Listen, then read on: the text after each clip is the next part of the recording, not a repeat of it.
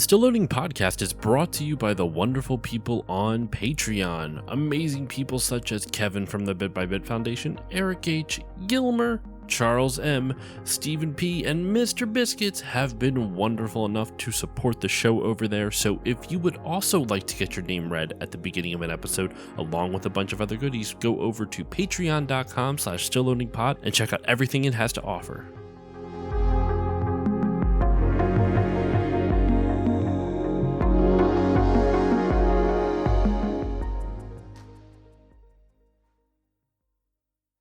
On this episode of Still Loading, you sly fox, you.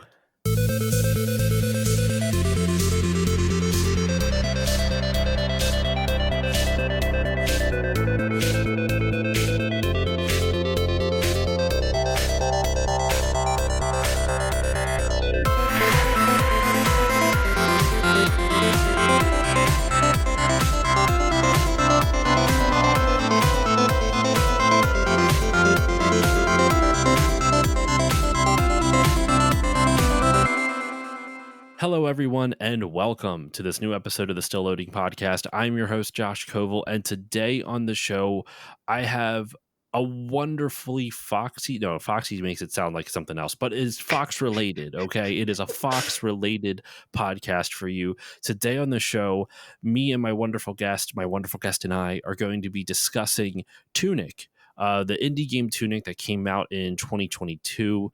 I guess technically there was like an early release in 2021, but the main release was in 2022. And joining me to discuss this little fox and his crazy adventures in this big scary world is Jill Grodt. Jill, how are you doing today? I am very well. Thank you so much for having me on, and I get to talk about one of my favorite games, possibly ever. So it's good to be here. Okay. I'm excited to hear more of your thoughts on this. So, for the listeners who don't know you, what do you do? Like you are a games journalist. You're a games journalist, but you've worked at a number of locations, and you work at a place called the Indie Informer now. So, just kind of give my listeners a little bit of info about the Indie Informer and just kind of your history in the games press. Yeah, I thought about this as we were going live. It's been so long since I've sort of recounted this tale. So stick with me, everybody. Sit back, relax, grab some tea, get a little blankie around you. I began my life. That's how far we're going to go back. I was born.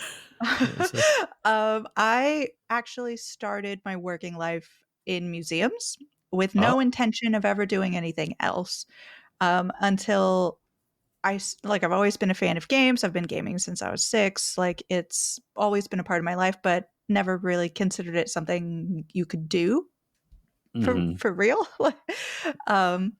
So I got to a point, I'd been in museums for about 10 years, and I got to a point where I was high enough on the ladder where I knew my discontent was not, if only I was at this level, if only I was, had these perks or getting paid this much or whatever. So I'm like, okay, I really need to sit down and figure out why I'm feeling this way. And eventually came to the decision that I just needed to do like a new thing. I needed to reach out. I'm like, okay, if I was going to do anything in the world, what would I do? I would be a game informer. Of course, when you're making those sorts of lists, you make these like wild, like pie in the sky things. type of dream goals. Yeah. So I just happened to be like messing around with that idea, and I realized that game informer, and this was back in like 2017 or something like that, had applications open for its internship program, which it no longer does, which I have a lot of mixed feelings about. But back then, they had an internship program, and they let about 3 people in per like quarter, and you got to be essentially an indie informer. And I'm like, okay, or a game informer. So I threw in my application, not really thinking that much about it. And then I got a message back from the staff being like, okay, are you still interested? I'm like, oh. The Okay. I I could kinda relate to something like that without going too far into, like, my own stuff. At my job, I literally went for a promotion thinking I wouldn't get it. I'm like, "I'm just gonna show initiative just to, Mhm. whatever." And then all of a sudden I got the position and I went, "Oh, I guess I'm here now. Okay." Yep. It is wild how often that seems to work out somehow. Yeah. But, so I moved to Minnesota, and Mm. anyone who does not know me, I am born and bred Californian. That's Um, gotta be a culture shock a little bit yeah, and a weather shock. and a weather shock, and this was in the fall. So I was Ooh, a fall yeah. intern, and they laughed at me because I'd never take my coat off, and I was, like, always wearing 5 layers or something. And it was an amazing time with amazing people. I didn't really know what to think. Like, I had to before I could even make the decision to move there, I had to speak with, my then boyfriend, now husband, about, like, "Okay, I'm gonna quit a job, full-time 9 to 5 that makes enough money to live in the California Bay Area, um, and go move across the country for 4 months to try out being a writer of games, Yeah. about games." And, that was a discussion for me that I was like, "Am I really gonna do this?" That's a brave move. That's It's crazy. terrifying. It's Yeah. terrifying, you don't know how it's gonna go, and even though I was a huge fan of Game Informer for all of my life, essentially, um, I you never know, like they say, "Don't meet your heroes," and you never know how things are gonna work out, or if I was gonna be at all able to do any of the actual work, or if I was gonna be cut out for any of it, Mhm. um, and it just turned out to be this wild 4 months whirlwind. It was amazing and scary and terrifying and, like, things happening, you're meeting people, I'm like, "I've never imagined I'm meeting you," you know? Yeah. Um So, I had an amazing 4 months, did a lot of cool stuff, and then my internship was over. And I'm like, "Okay, now what?" So, I freelanced for a couple of years doing writing for all kinds of people, covering events live or writing about, like, I don't think I wrote any reviews in that time, but, just writing long form features or short opinions or anything that people would sort of throw my way. And then Game Informer came back to me, and said, "Hey, we're hiring." And I'm like, "Okay, throw my hat in the ring again." And I got hired, in 2021, I believe. Okay. It's 2021 or 2022. The time, who knows what The it means pandemic anymore. warped our sense of time Yes, and reality so bad. 2020 still only feels like a year ago, I and know. lo and Someone told me behold, it was 4 years ago. I was like, yeah. "No." Well, at my job, they sent everyone home for the pandemic. I had to go back into the office due to to this task that I do. But Mhm. so I've actually been back working in the office since 2020, right? But it's been 4 years and they still haven't returned everyone to the office. So I'm kind Right. of like, it still doesn't feel like anything ever really changed. It's very Right. surreal. Nothing we're never going back to post-pandemic, Oh no. essentially. So yeah, I started working at Game Informer, and it was amazing. I was a full-fledged Game Informer. I got to go to, like, GDC at one point and have Game Informer on my badge. I'm like, "This is the most bizarre thing. That's I'm awesome. not a Game Informer." Like, all of these people I'd, like, admired growing up and seeing them for years and years on in the magazine and on, the podcast and everything, were now people who just said hi to me, as you started your day, and I was like, this is so weird." Mhm. Had an amazing time, and then my generation of layoffs hit, and I hate that that is the correct way to say it because Yeah, Game it's Informer had been hit with layoffs before, and Game Informer, if anyone is not familiar, was built on the idea and that whoever was working there should be able to work there full time and have a living doing that. They should be able to yeah. live their lives. So that it's a really a person-centric place to work, which is why it's set in Minnesota, so that people can afford to buy a house and have a family and still work full-time as a video game writer, Hmm. editor. And um, GameStop owns Game Informer, and Yes. GameStop reached down and said, these people have to go. I was not one of those people.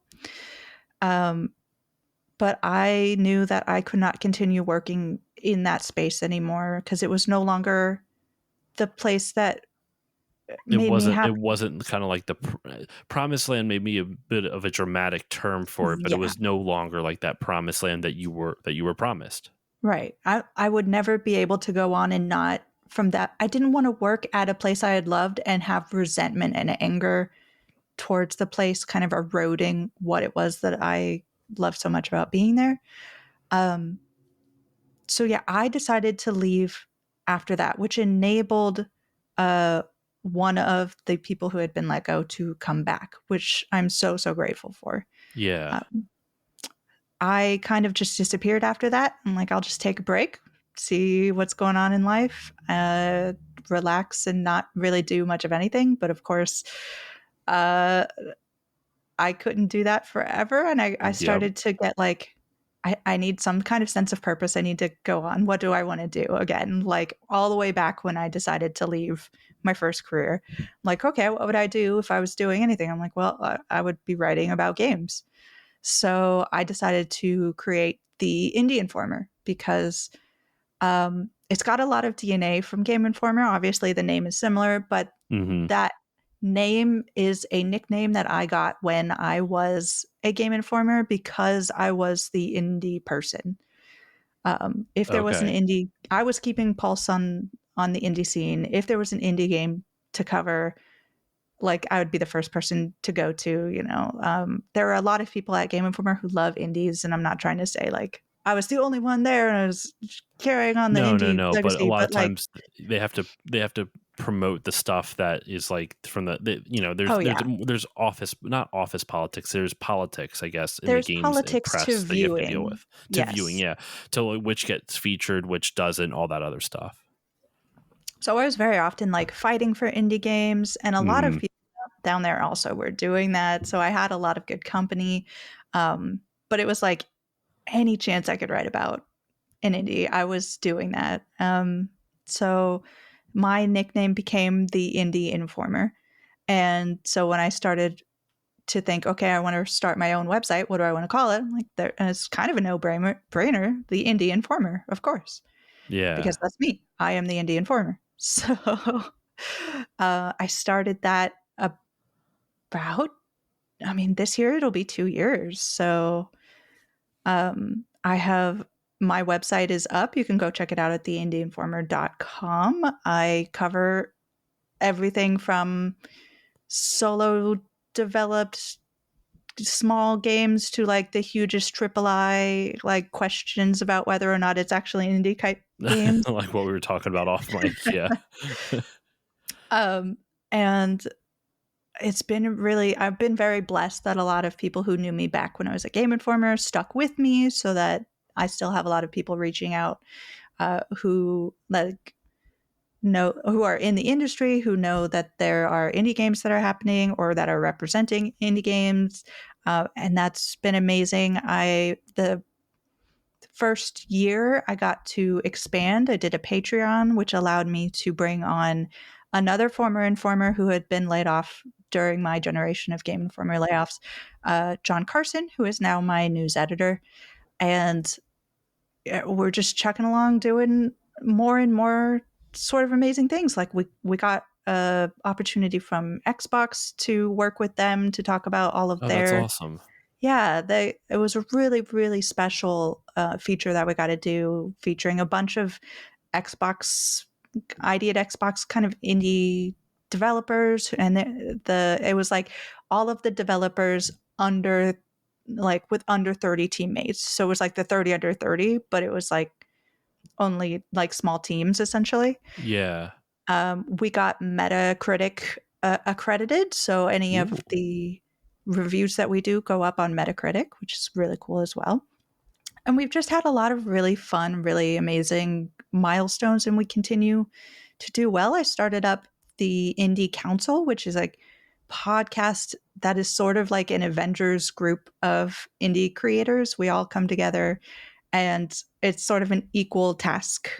Everyone does Hmm. something and everyone owns an equal amount of the show, and it's not one person thing.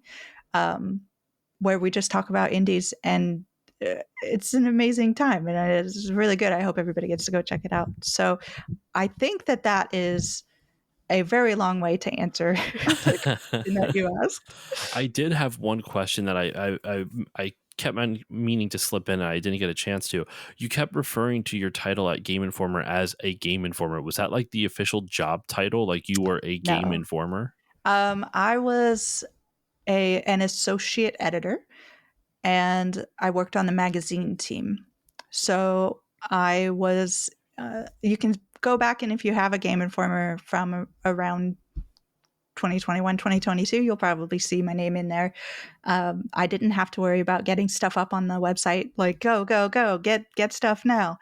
It was a much more elongated process of like, Hmm. okay, this is what we're doing. I'm getting all of my interviews in, collecting all of my stuff, getting all together, and then putting it all in the magazine.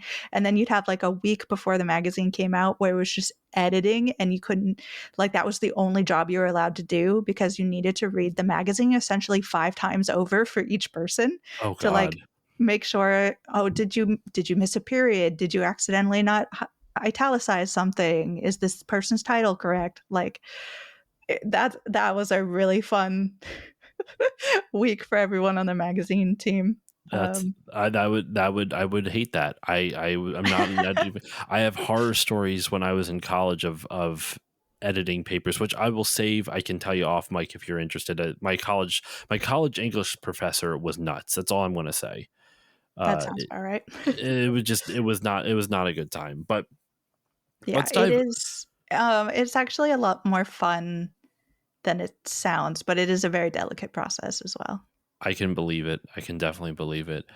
Well, since you started the Indie Informer, I'm assuming you've covered the game, our topic today. Am I correct? You've covered Tunic on the I Indie Informer. have. I actually haven't. I did not cover it for the Indie Informer. This was back when I was a Game Informer. So I Oh. did the review for Tunic when I was a Game Informer. And I actually looked it up in preparation for this particular assignment. So that brought back a lot of memories, a lot of really fun times of like, I remember making this video with Alex Stadnick, who was the kind of video editor at the time. I remember changing a few words because it could be clearer and that kind of thing. And Mhm. I also looked at my title and I'm like, I really, really enjoy that the title of my review is A Dyed in the Wool Treasure. And there are so many different layers of puns to that title that I'm Mhm. just like, I'm so happy I was able to do that for the kind of game that this is, to have those layers upon layers of like hidden meanings. Of puns. Yeah, You had an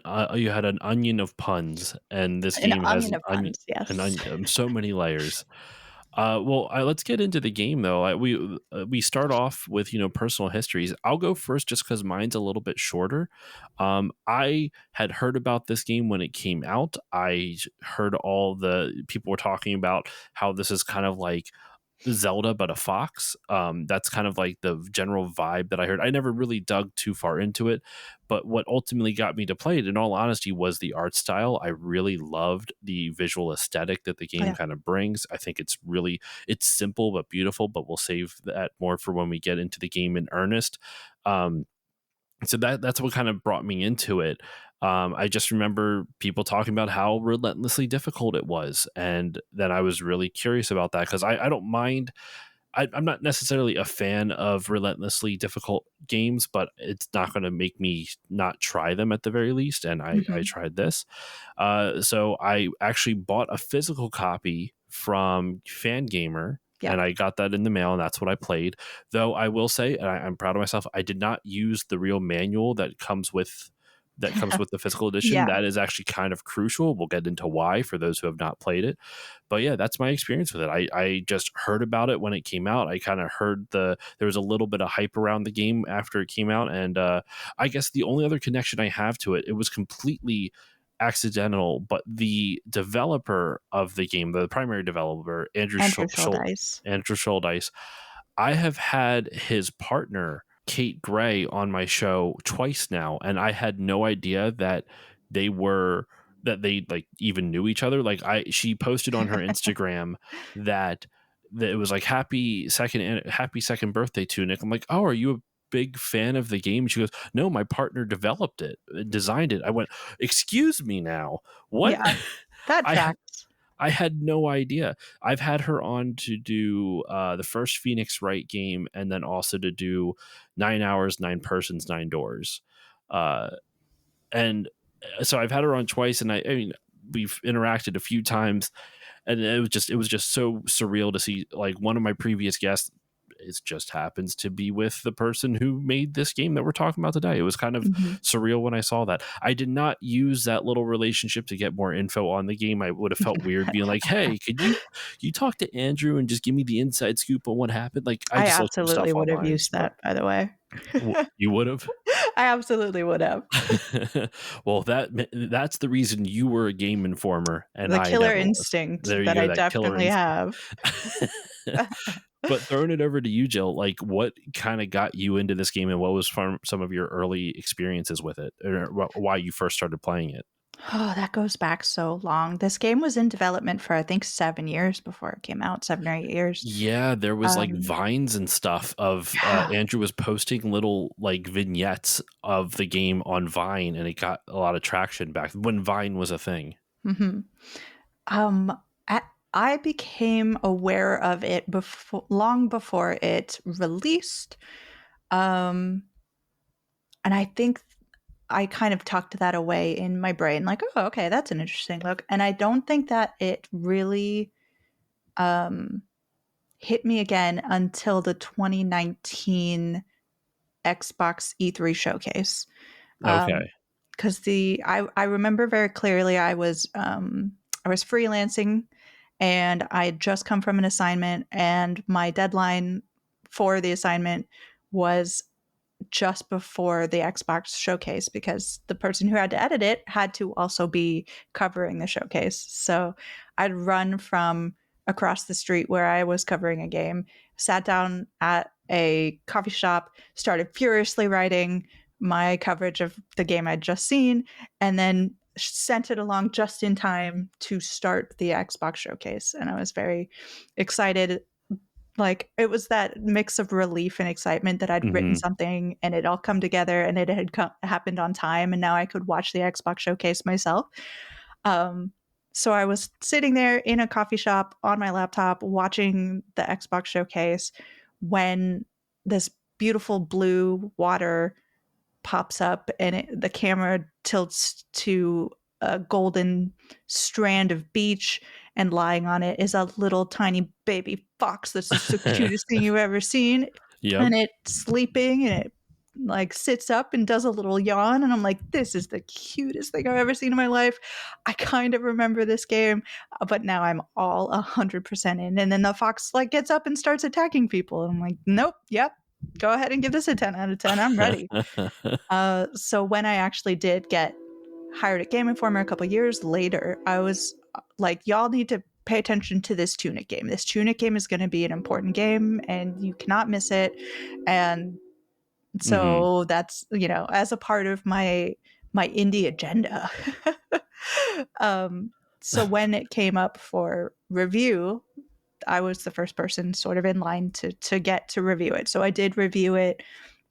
It was such a fantastic time because there's so many times when you're excited for a game to come out and then you start playing it for like early access or a preview or a review or something, and you're like, oh, this doesn't feel.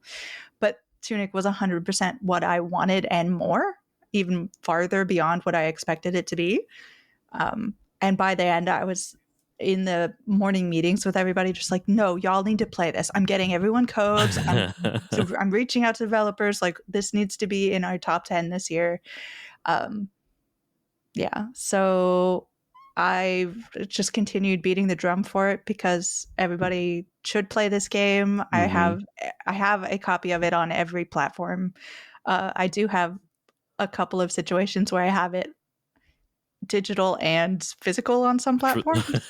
Uh, I have sitting in front of me is the actual physical instruction manual that they have on Fangamer right now, and you do. It's a good idea not to look at it. Do not look at it Yes. because Tunic is a game of secrets and easily spoiled secrets. And part of the love that I have for it is that so few games nowadays allow you to have those real moments of authentic discovery and Mhm.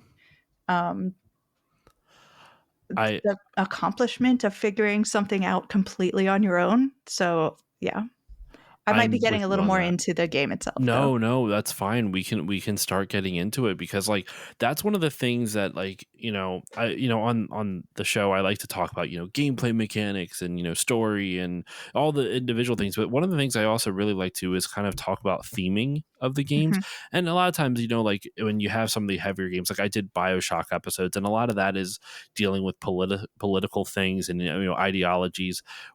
What I always find is the theme of Tunic sort of is you mentioned it. It's secrets. It is a modern interpretation of trying. It's a modern recreation. It's an attempt at a modern recreation of the playground talk of secrets. Yes. Yes, Of yes, yes. and also to relive the memories of, and this was one of his Andrew's direct influences, was he loved game manuals when he was a kid. Mhm. And game manuals, as we all know, aren't really a thing anymore. Games are so well designed, they teach you the gameplay through play versus having to read it in a manual. And what I love about Tunic is that he has made reading the manual an actual mechanic in the game, not just a Yes. primer that it was back in, the 80s, 90s, and 2000s and all that other stuff. But like it is integrated, it is a core part of the gameplay mechanics in a way I've never seen any other game do. Yes. It is one of those things that I absolutely adore in any game that does this, where the game has a kind of meta structure over what looks like a simple game, but it makes you, the player, in a way involved in what is happening.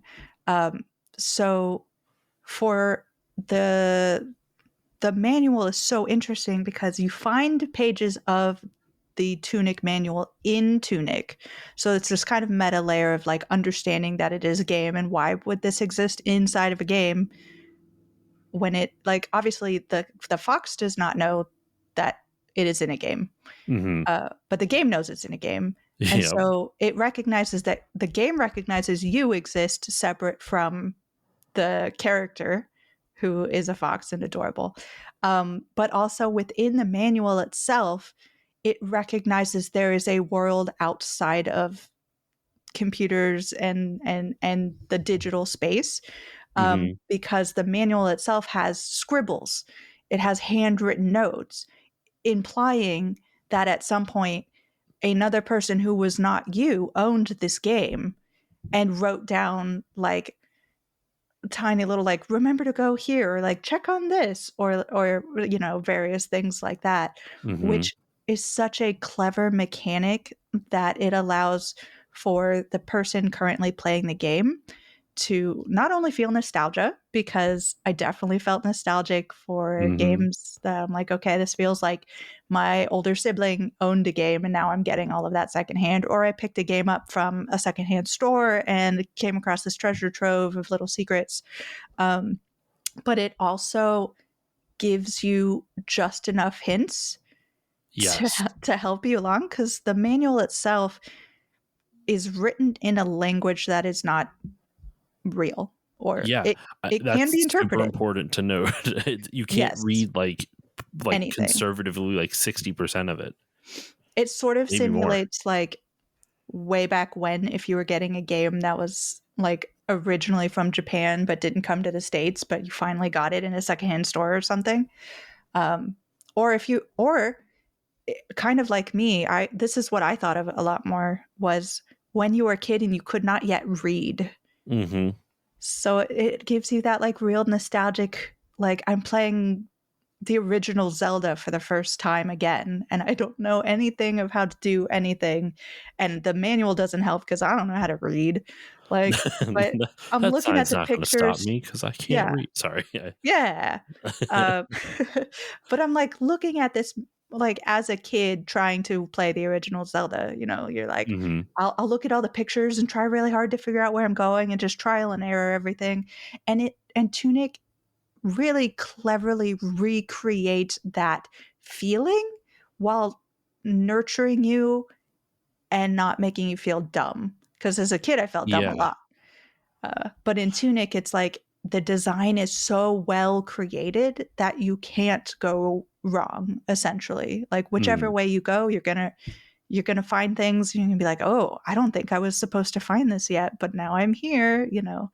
But of The course, that's all by design. Well, and what's cool about it is that every mechanic in the game is available to you from the Yes. get-go, with the exception of individual items, because you have to find the items throughout the world. But in terms of stuff, there's a bunch of abilities that you as the player have right from the get-go, and you don't know you have them until you get the manual piece that explains it to you. And like you were saying before, Jill, since it is in another language, you have to infer a lot of things through context clues.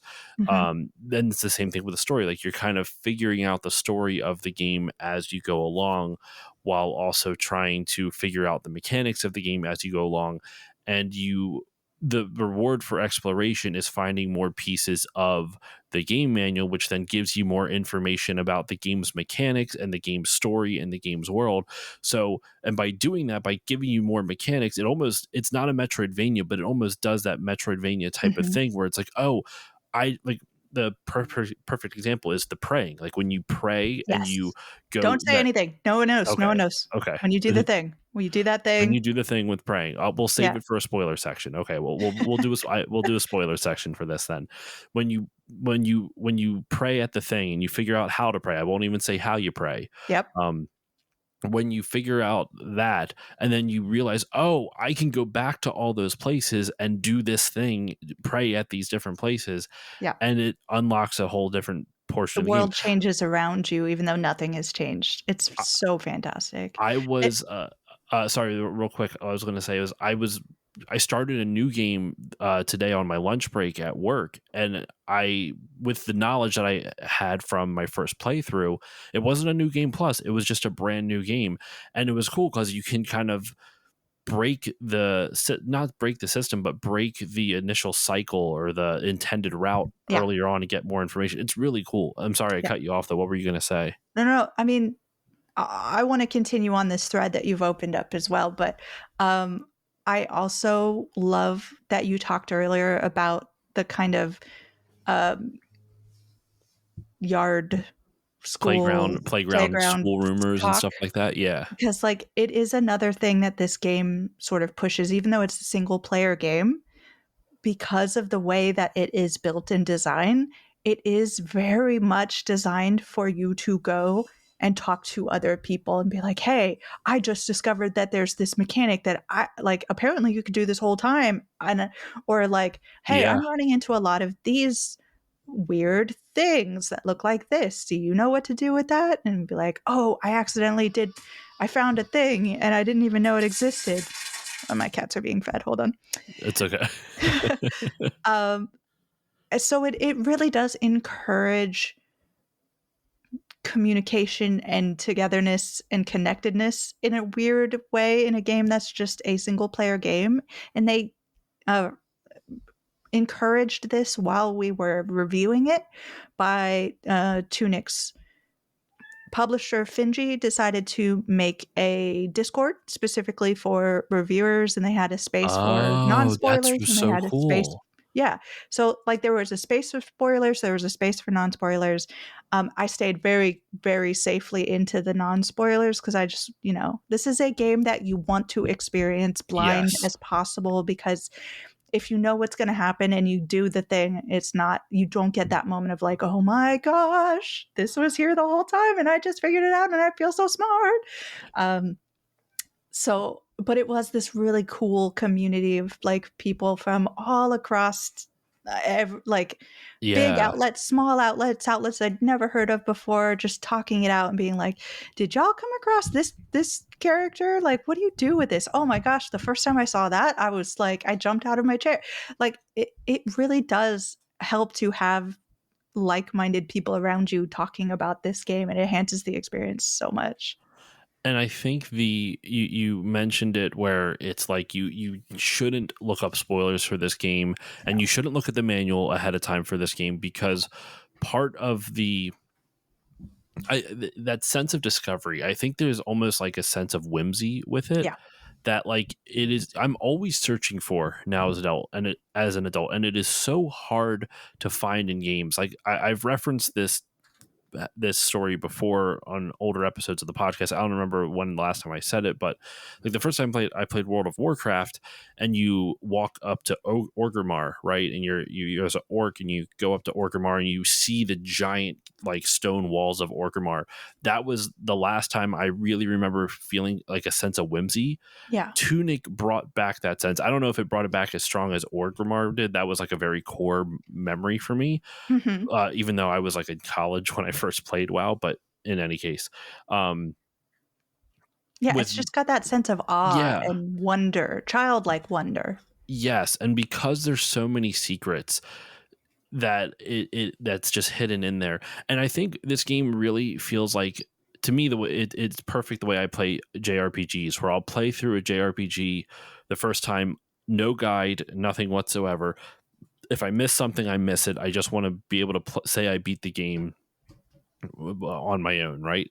Mhm. And then it's fun to kind of go back and start looking up some of these, if this is the type of person you are. For me, I like to do it because now I'm like, oh my gosh, you can do this, oh my gosh, you can do that. I was watching a speed run of it today. There was a video of Andrew Shouldice, and I forget who the other, it might have been someone from Finji, or one of the people who worked, I think it was one of the people who worked on the sound team for Oh, the it might game. have been, Kevin I Regime. think it was Kevin, yeah, and they Yeah. watched a speed run of Tunic. And one of the things I had no idea about, and I don't know what button they pressed, they were just running across like a bridge. I'm not going to say which one or where, but they were running across a bridge, and all of a sudden they just got a hidden item. I'm like, I don't even know what button you pressed to find that item. Like, I discovered new secrets just by watching a speed run. Which, Yes. granted, I know there's going to be like boundary breaks and breaking the physics of the game world. That all I was expecting. I wasn't expecting to find just simple, like really simple secrets just hidden throughout the game. It was a really fun speedrun to watch, actually.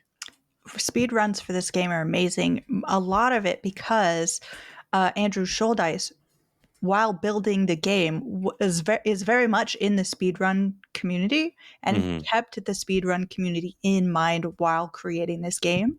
So it was sort of built for speedrunners to do stuff with. And they knew that people were going to be able to take advantage of stuff and kept it in for that purpose. It is very interesting talking to him about what he intended as far as like speed runs and stuff are concerned. If you get a chance, go check out any of his talks at like GDC or whatever when he talks about that kind of stuff, because that was intentional. He built a game on so many different levels, and one of them was for speedrunners. This is the speedrunner level part of the game. Like the onion that is this game is unbelievable. Well, and I think I watched an interview he did with the No Clip people, Danny Dwyer, Mhm, mhm. Right, Danny Dwyer, yeah. That's um correct. and he talks about it, and I think one of the things, I've had this opinion, but he expressed it kind of in a way that I cannot, where you want to leave that type of stuff in, the game breaking things in, because it gives set players a sense of like, oh, I one up the developer, I figured Mhm. out something they didn't intend. When I'm not going to even say 9 times out of 10, but probably the majority of the time, they probably play tested it. If they left that type of thing in there, they probably play tested it and were like, this will be something fun if someone can figure out this glitch. Now, obviously, they do break out, they do remove some of the more game breaking ones and sequence breaking ones that like completely ruin it. But it's cool that he purposely would leave that stuff in there because it adds, as we keep using the onion metaphor for this, it Right. adds to the layers of onion, the onion Yeah, layers because that is this game. it's not even that he left them in, he built them purposefully for that Yeah. purpose, which is so cool. But it also occurs to me as we were talking that very like Tunic, we have gone on about it and gushed up about all the mechanics we love about it. We haven't actually talked about what Tunic is. So I want to just throw that out there. This is a beautiful isometric, um, it's sort of stylistic art. You play as a fox, as we have said before. The Hmm. combat works a lot like old school. Um, it is a kind of equal measures old school Zelda games, like top down pixel art Zelda Hmm. and Dark Souls. Yeah. I feel like, a lot of people always hate that every game gets compared to Dark Souls, but it's Yeah. kind of apt for this because even like I've only played Dark Souls 1, but the fact that, and this is not going to spoil the prayer thing that we were talking about before, but Mhm. there are shrines that you have to, well, you're praying at, but it's not the prayer mechanic we're talking about. And when you do that, it saves and heals you, but it also resets all the enemies. And that's what Dark Souls does too. When you save at a campfire, it resets all the enemies around you. So it even has a similar structure to how Dark Souls does it. But I actually kind of Yes. like this structure a little bit more because if you like the way the one thing that stood out to me with this, and I'll just say this real quick, and we can go into more detail later because I interrupted your No general spoilers. overview of Tunic. Uh-huh. Um, but the level design of this, where you'll be exploring in one direction and you'll get to a certain point, and it'll let you unlock a shortcut that takes you back to where you started at. So even if you die at this point, you have a quick way to get back to the area you just died at, as opposed to having to go through the whole zone again. If Yeah, that makes it is sense. very interwoven in that way. It is. And that is another thing that is taken from the Souls games in general, those sort of shortcut ideas. We Mhm. also have combat works similarly to a Souls game as well, in that when you when you die, and die you will. This is Mhm. not, despite the cuteness of the world and the little fox, you will Brutally hard. die. There is Yeah. a challenge to this game. Um, you drop some of your currency, but not all of it. So you have enough to go back to a merchant and buy like maybe a firecracker or something that can help you just get back in. And when you go back to where you died, you can pick up everything again. So like it is inspired by both old school Zeldas and Souls, but not 100% like either of them. It has its own identity, which you'll notice very quickly as you are playing it. The narrative unfolds like a game about secrets would. As you play through, you get more and more little details about what's going on with this world and why it's kind of off-putting. Like, what is Yeah, happening it's here? unsettling. The world is very unsettling, even though it's cute and charming. And without going into too much detail with the story, at least the basic overview of the premise of like why, like what you're doing there, like what is the mission that you're on. You meet this almost, it looks like a god. You're not quite sure what it is, and I'm not going to go into what it is just yet because that'll be for the spoiler section. But it's like this godlike being that like you'll die and it'll resurrect you, and you kind of like you get this, it looks so I thought this sad, was the non-spoiler section. but that's like early in the game. That's Yeah, like, but it's still a spoiler. Don't tell people that. I don't think that spoils anything. That's like, I think that sets it up where like you see this thing, this deity type of thing in a prison, or like this sad like ethereal creature in a prison, and Mhm. you by finding the bits of the manual, I won't say what specifically it tells you to do, but you figure out what to do in relation to that, and you kind of you get this sense that you want to help this being inside that, and that's the journey that you get Yeah. set out onto by exploring the world. That was all the backstory I was going to give. I think that's just enough of like the basic overview, because there is plot twists in this, which is just I love how they do plot twists, and we'll get into it, but since there's no dialogue, it Yeah. makes you feel so much, even with very minimal animation. It's really well done. And they trust the player, which I always love a game that trusts you to be intelligent, Yep. to look around and be like, "Hey, if this, uh, I don't know, dungeon or wherever I am hasn't been visited in forever, why are there so many bones around? Like, Hmm. what's going on here?" So they drop hints all throughout the game that there things are happening here, and even by the very end of the game, you may not 100% know what's going on, but it is a very satisfying game just on its face. But also, if you want to dive into it, you can dive farther. If you are one of those people that just wants to play the game and get to the end and roll the credits and not dig any deeper into this, you don't have to do that either. Because, I mean, this game gets so deep if you really want to go there. Like, people have translated the language Yeah. in the manual, and I'm not smart enough to do that. Um, but I mean, it's possible, and because they found that, they found things deeper in. If you really want to get your mind blown on how far that rabbit hole goes down, go listen to Kevin Regime's GDC talk from, I believe, 2021 or 2022, where he talks about the music, because he dives into like ways that you can play the music and interpret it in order to find secrets there, and how the chimes and the Whoa. music, I need to watch this GDC talk. yes, Holy it cow. corresponds to letters of the alphabet, so that the chimes that you're hearing in the background as you're running say like haha or you did it or something, like it's really wild how deep this game goes.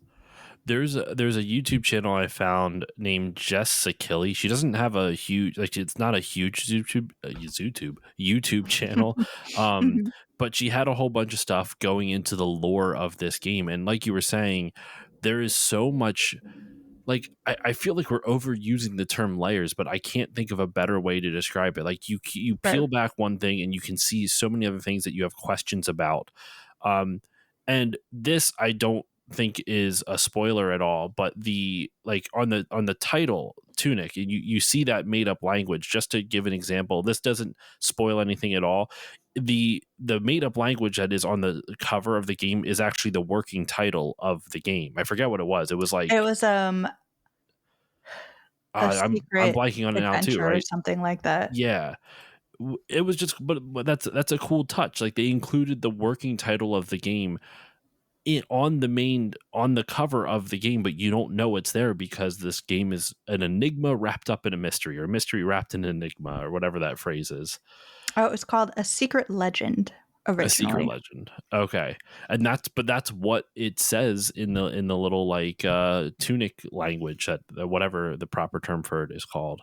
Mhm. And the stuff on, like, Jess's channel, like, I watch a little bit of it. It goes into how, like, what we consider health, mana, and, like, uh energy may not actually be that, and I'll save that for the spoiler section, as to, like, what she was theorizing, or what some of the people in the community, right? Like, I there's a whole love community theories. surrounding this. It's Yeah. wild. Everyone's, like, ideas of what's happening, especially when we were first reviewing it and no one really knew and you couldn't just look it up on the internet.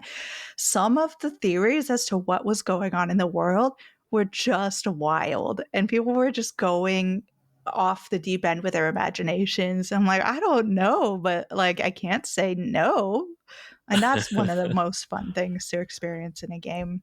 When Uh, it's smart that Andrew has not confirmed or denied. I'm assuming, right? He hasn't Nothing. Yeah. confirmed or denied any of these theories, and that's smart. Don't do it. It's Allow that so hard mystery to breathe. when it's your job to interview somebody, and I have done a very good interview with him. I've talked to him a couple of times, but one of my favorites is in a Game Informer magazine that I would have to go downstairs and look to see exactly which one it was in, but it was The Making of Tunic. Hmm. Um, he is such a difficult person to interview because he will hold on to those secrets for the rest of his life. So when it's your job to get those secrets out of him and be like, "Tell us something," um, he will just sit there and be like, "Sorry, I can't do it." Now, I want to start going into the game. We've been going for about 50-ish minutes at this point, if my math is correct, because Mhm. we were recording a little bit that's going to get cut out of the beginning, but we're about 50-ish minutes in, and we haven't really talked about the mechanics of the game at all. Yeah. We've talked about the basic overview, and like you play as a fox with a sword and you go run around the world and you swat at enemies, but like what exactly are the mechanics that you're going for here, right? Now, this section will include some minor spoilers about like because the weapons you could consider spoilers a little bit maybe. So I just want to at least shout that out here now. And actually, yeah, there's a little bit more to it than spoilers than that, because some of the items that you pick up, you don't realize what they do until you get the manual page later Yeah. on. So I would say from here on out, we'll talk about the basic combat that you get once you get the sword and shield, which is pretty intuitive. You don't need the manual to figure out the sword and shield. After that, it's going to dive into more spoiler territory, and Yeah. I think that's a good way to kind of put up a soft wall here. So listeners, if you have not played this game and you don't want any spoilers whatsoever, as even minor ones, this would be a good place to go check it out.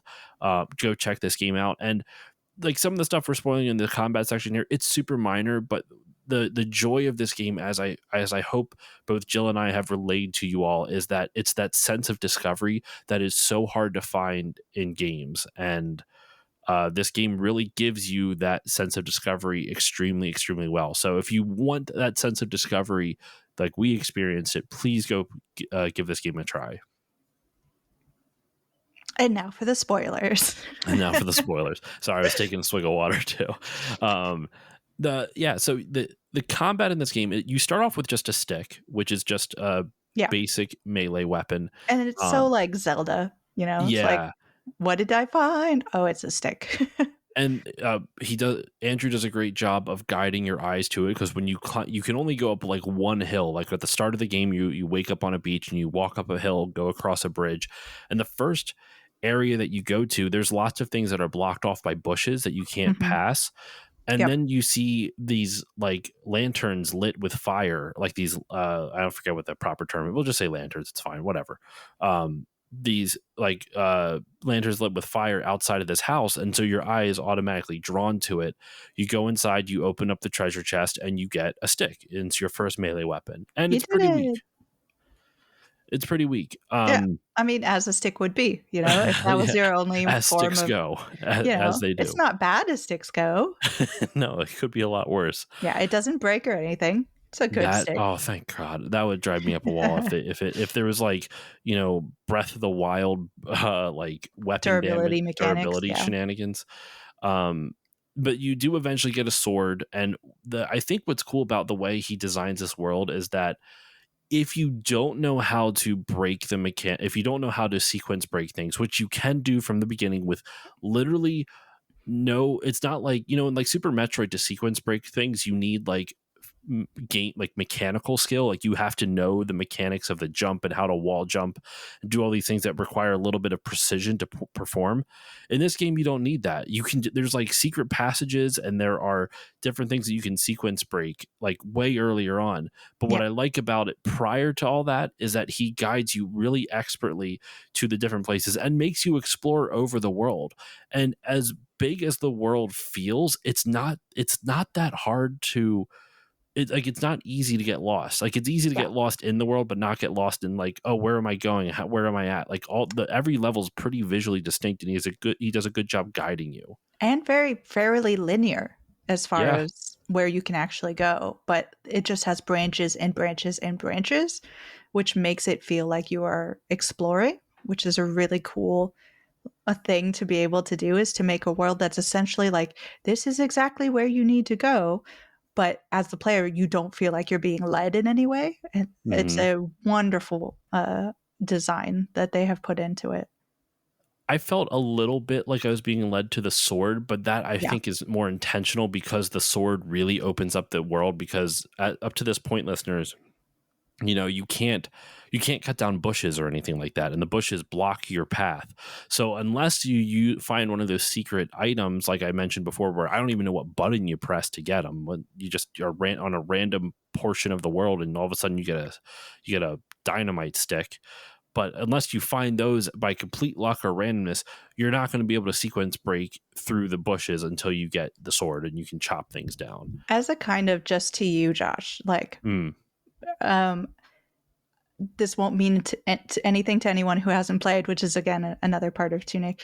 In order, those items that you're referring to that come out of nowhere are you can summon them via the sacred The Sacred cross. Cross? Okay. Yeah. Okay.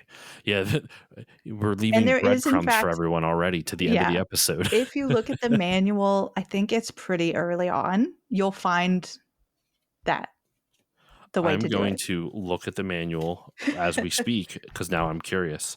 Yeah, I let me am see if very, I can very find it as curious. well. Um, but there's a bunch of other weapons and items throughout the game. I'm not going to go beat by beat as to where you get them. I thought the sword was important and the shield to an extent because those are the ones they kind of like railroad you sort of into getting. Mhm. And then once you get those, the world opens up a lot. You end up getting things. You end up getting a magic dagger, which allows you to freeze enemies. You get a wand that lets you shoot projectiles. Probably the one of the biggest, like coolest items in the game is the magic orb, which is a grappling hook, and you Yeah. can grapple enemies to you, or latch onto something and have yourself fling to it. There's also a gun, which is does a widespread, like it's a like a scatter shot type of thing. There's also an hourglass that slows down time. There's also single use consumables. There's a whole bunch of cool items in this. Mhm. And the way that they do, like, there's almost like some light RPG elements in this as well. This is where it gets a little bit more spoilery, I guess.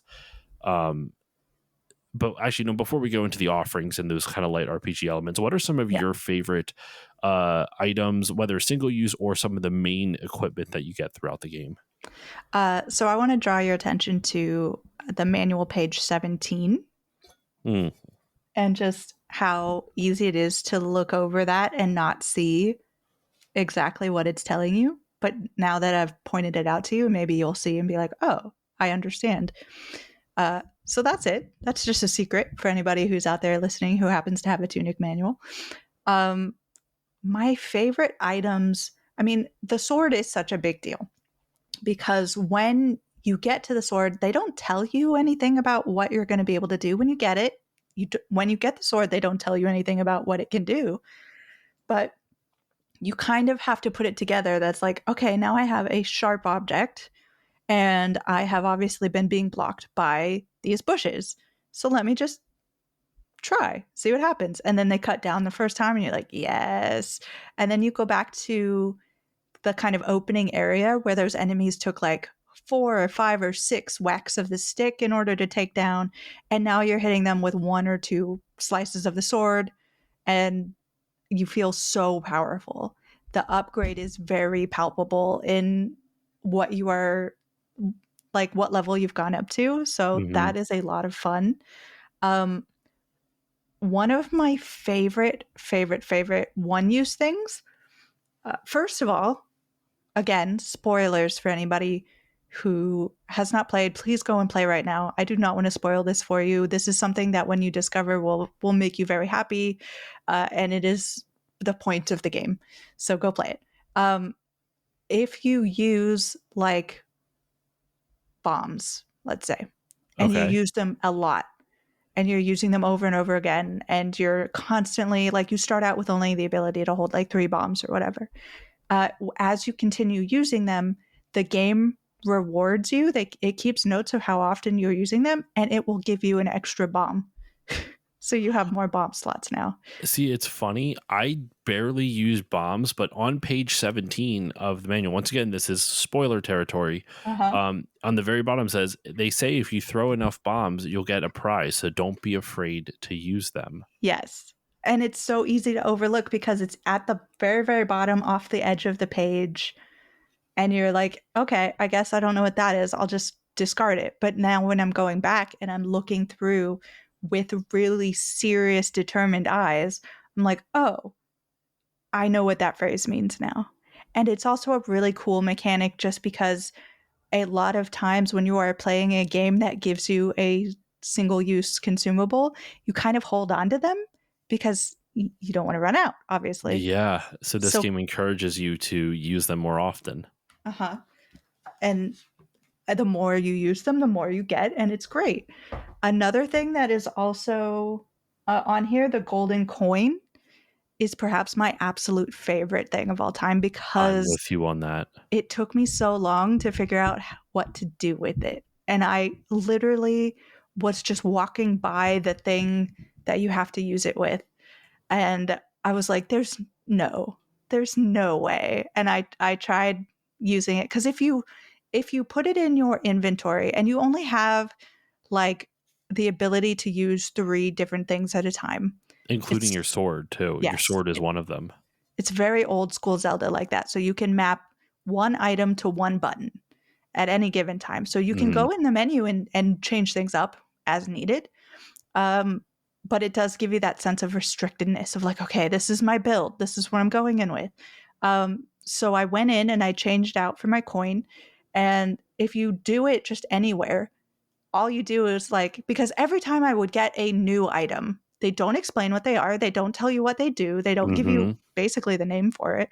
So every time I would get a new item, I would go to an open space because I had been You'd been burned burned a few a times. few times and just kind of throw it out in front of me and see what it did. And that's what I recommend to everybody to just sort of figure it out. Like, okay, I get this. I don't know 100% what it's doing, but I get it's something I'm eating or it's something I'm throwing or, you know, for this one, for the coin, when you use it, all the little Tunic Fox does is like flip it in the air and then look real happy with itself and then put it Yeah. back in his pocket and continue on. I'm like, oh, that's weird. Um, so when it actually I put 2 and 2 together. I'm like, "Oh my gosh, that makes such logical sense." I just never would have thought that that was what happened, and then from there, not only does it do something, but it upgrades things in a really important way. Well, I mean, I don't think we have to. I don't think we have to be vague anymore. We are Okay. officially in spoiler because the problem is like if we're trying to keep everything as secretive as possible, we're going to be just being constantly vague Super until the vague. last like 10 minutes of the episode. So d- I'm going to officially declare hard spoiler wall right Hard here. Even though spoiler we wall. haven't spoiled any story, really, that's what's kind of so magical about this game is that the use of the items and the essential gameplay mechanics are in and of itself like discovery is an Yeah. essential part of that. So you I want to would allow yourself rather to be surprised by it. I would rather spoil the story for this game than tell you what things do. Because like that's what is like watching the story and stuff, that's all fun. But this is legitimate, like I'm proud of myself. And that's something Yeah. that only games can do. You don't watch a movie and go, oh, I'm proud of myself. Like, no. I mean, unless you watch like that, what is it, the 3 hour Batman movie or whatever, Is like it oh my really god, pride you're feeling at that point? or pity. I'm not sure. You're pitying yourself. I don't know. So, like, it is stripping people fundamentally of the joy of this game that does not, a lot of games do not have. It is unique in a lot of ways for that. So, when you throw the coin, again, this is now hard spoilers. Get out of here if you haven't played. When you throw the coin in the well, you get a chance. I mean, at first it says like you've done nothing, but you're just so proud of yourself for having figured out. You throw the coin in the well. They don't tell you that. You're just like, oh, it's a wishing well. Of course, it's a wishing well. Hmm. Um, if you throw enough in, you get an extra slot for they're like microchips. They're like little card Yeah, things. they're hold on. I have the wiki up in front of me as just as like reference. They're just cards. They're considered cards. Yeah. And each card does, again, they do different things, but they don't tell you what they do. But I mean, I believe there's one that like helps with your attack power. There's one that helps with defense. There's one that helps with Movement magic. speed. Yeah, movement speed. There's one that mitigates radiation damage for later in the game, which is a very important thing to know. And a lot of people I know got caught up in the radiation level because they didn't pay attention to when they picked that card up and what it did. And like I'm sorry to spoil that card specifically, but that I loved that Hmm. because if you pay attention to the game world, what the card is, just once again, it's hard. All right, we don't. I'm not going to keep Yeah, we're hard rehashing spoilers. for hard So, spoilers. The scavenger's mask, right? yeah. And if you pay attention to the game, you notice the people in the area have these masks on. So when I got this card and I saw the mask on it, I'm like, oh, that's going to prevent me. I think that might prevent me from getting this like miasma poisoning or whatever Mhm. it is. And then it did. I went, oh shit, I was right. And something, sorry, to bring it back to the coin real quick, there's something else the coins do besides the flipping into the well. You can also use them to lure enemies over to you. Yeah. That's a fun one. I found that was the first thing I figured out with the coins. I didn't figure Oh, out the well really? thing. Yeah, I figured I might have flipped a coin into the well, and since it didn't do anything, I'm like, ah, whatever. I think I had to look up something to like know to keep flipping coins into the well, or maybe I saw it on the one of the manual pages. I don't remember which, but the Mhm. coin thing. There's what are the enemies? They're the giant crocodiles that lunge at you. Oh, I hate those guys. Oh, they're the champignons or whatever it is. It's a cute They name, but hate them. oh, I mean, once you figure out the mechanics of how they attack, it's easy to dodge. But if you're trying to fight more than one at once, it is very difficult. Yeah. So what I would use is I would use the coin and I would flick it and it would draw the nearest one over. You had to be careful though, because if you're too close to all of them, it would aggro all of them. But if you're far enough away, you can just aggro the one and then you fight it out. Because that specific area, man, it drove me up a goddamn wall because not only are the champignons like really annoying to fight, but then the fairies come out as well. So now Yes. you're dodging those giant crocodiles while getting shot at by fairies, and it is just infuriating. But as soon as you get to the magic item that is in that area, which I believe is a Hmm. magic wand, Yep. um, it is 100% so much easier because you just zap, zap, zap. Fairies are gone. They're a one-hit kill sort of situation, and then you just run past the crocodiles, and that area is probably the most beautiful of any of the areas in the game. Like, I Agreed. really love that area. But I use that as like, so whenever I kind of took a page out of Dave Jackson's book where whenever he beats a game, he puts a little screenshot of the game and like just a little, a little 280 character tweet of like his overall feelings on it mhm, before the game. So I've been doing that this year, and my screenshot I took is from this area. I think it's like West Garden or whatever, something like yeah. that. I took a screenshot of that area because I just like it so much. It's so beautiful, but I mean, it's not the most interesting. There are definitely more interesting areas in the game, but it is the most beautiful, I think. I go back to it and just like kind of chill because it's got like it's a kind of watery garden, so it's got Hmm. these beautiful flowers and sunlight filtering through, and like the sound of waves kind of lapping against the sides, and you don't. It's again one of those like under the radar scary places because if you actually look down into the water, you realize like there are hints of a civilization down there. It's like, oh, Hmm. people used to live here. What happened to this place? Let's not think about it because it's sunny and bright and it's got It's flowers. don't pay attention, children. It's fine. Everything's fine. Yes. It's fine and dandy. I mean, that's really once again back to the layers, man. Like this game just keeps sprinkling layers onto things, and like the story is no different because you keep finding out more and more things. I feel like the fan community is still finding out things Yeah, about the world I'm that sure. Andrew just obviously will not talk about. And I bet I sometimes I also wonder, like when someone makes a piece of art, whether it's game, movie, book, or otherwise, I mean, they put it out into the world, it's you can't control how people interpret it. So Hmm. sometimes people read things into things that aren't there. So I almost wonder how many like lore building thing like lore has been built that might not even be technically what Andrew intended, but at the Right. same time isn't that kind of the point, like allow the community to kind of create the world, like imagine the world that he basically created a playground and let the community play in it. Yeah. The sense that I got from him was just joy of that being the Mhm. case. Of like, there is no correct interpretation. It's just what everyone thinks. And as much as he can make you think, and if he has made you think about that at all, then that is correct, you know? So that's the really winning thing. And that is the thought process that created this game. So there's no wonder it turned out to be this deep rabbit hole kind of experience. And the Um, crazy thing is that we've barely scratched the surface. yeah, Like I know. we're It's like like an we're hour still or on the over What an hour into Started. this. We haven't even talked about the offerings. Like I alluded to it earlier.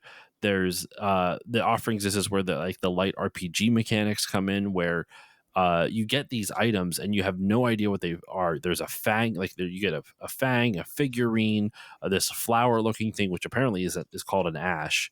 Well, it looks like almost like a paper flower type of Yeah, thing. yeah, yeah. And then you have a real flower, you have leaves, you have mushrooms, and you don't know what any of them do. And I figured it out because of the manual. I forget what page in the manual, but it does tell you like to that you can use them at like these statues to what you find out later is called the air. Yes. Um, and what these different items do is they increase your stats. So the fang increases your attack power, the figurine increases your defense, the ash, which is like that paper flower type of thing, increases your the amount of HP that's restored by the potions. Which the potions we didn't even talk about. Those are kind of like the Estus flasks from Dark Souls. Like they Yeah. reset when that there's a little bit of the Dark Souls elements again. Flower increases your HP, leaves increase your SP, which is your stamina, and then mushroom increases your MP. Yeah. And there is a number of these throughout the game, but but in addition to finding them and having to offer them at these random like statues of the air, you have to also pay a certain amount of cost. So the money is important. When you die and you lose some of the money, it's not a crazy amount usually, but when you lose some of the money, it is important because you do need that for upgrades as well as for when you meet the shopkeeper, which the shopkeeper, The first time you saw the yes, shopkeeper, did you jump scared the out of your shit. seat? Oh my God. I ran away. I ran away. No Uh-huh. way. I said, I no, was thank you. Nope. Not going to do this. I was absolutely blessed to watch on stream. I think you could probably find this. Alex Van Aken played played Tunic for the first time with me sort of backseat watching him, trying not Okay. to spoil anything, but like kind of giving commentary as things went on. And I geared him towards the shopkeeper, knowing what was going to happen. And I was like, please, I am ready for this. And I didn't warn him at all. And it was a great reaction. Um, yeah, because it's a scary creature. But again, Tunic does a lot of reversing your expectations. And so when you see this scary creature, you think it's going to try to kill you because you've just been fighting through a field of monsters. But it's Yeah. just like, here, no, I'll give you some, bombs if you want for coins. So it's a really cool way to have some inspiration from like a Souls game where the currency that you drop when you die is for upgrades and things, but also it is just currency. So you have to keep in mind if you want to spend money on bombs or additional hearts or whatever, that's cutting into your leveling up. Mm-hmm. I actually didn't discover the leveling up system. I think the way that smart people would. Um, Okay. like I saw Elaborate. this page and I know which page you're looking at. And it's like, it's got a picture very clearly of you in front of the statue. But it just, for some reason, I just overlooked it.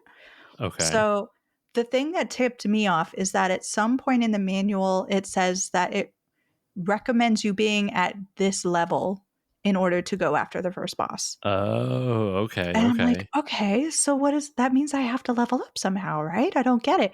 And then I just happened to be standing in front of the statue because I just staved and I grabbed like the item. So it's like, okay, I'm gonna check out to see what all of these do. I'm gonna read the little text or something. Maybe there will be something. So I just happened to trigger the sequence and it was 100% a surprise when it happened.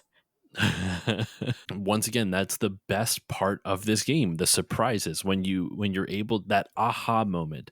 So, Mhm. man, I know we keep circling back on it, but like one of the things I love in games is when the game is able to marry its theme and story to its gameplay. Mhm.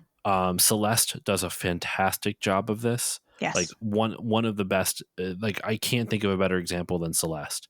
But this game also does that. Like where Celeste is all about like working on yourself and how hard that is, and also coming to grips with the anyway. I did an episode on Celeste earlier this year. Go check it out. Good game. Um, but with this, it's all about that sense of discovery. Every part of the gameplay reinforces that idea of that they want you to not know what in God's name is going on until you experiment. You have to experiment. It forces you to step outside of your comfort zone where you don't know what's going to happen when you make a decision in the game world. And that's kind of awesome because as someone who doesn't like to step outside of their comfort zone very often, this game, in a very safe way, encourages players to do that by making you just try things because the game purposely doesn't give you enough information. You have to figure things out with context clues and through trial and error. And Yes. when you make an error, there's very little punishment for it. They don't like be like, okay, we're going to encourage you to do all this stuff, only to be like, nah, just kidding. Like that was a bad idea. Now we're going to make it this relentlessly difficult. This might be spoiling my thoughts on a game that I'm going to be covering in a few weeks, but I recently played Dragon Quest II, and in Dragon Quest II, they want you to explore. There's a moment in that game. Have you ever played it, Jill? Just out of curiosity. No, I have not. So, it's an old school JRPG, or obviously, and so you're going to go into that with some old school jank. You're going to deal with some old school game design. My issue with that is that there's a moment in the game where the game is linear up to a point, and then the world opens up, kind of like what Tunic does.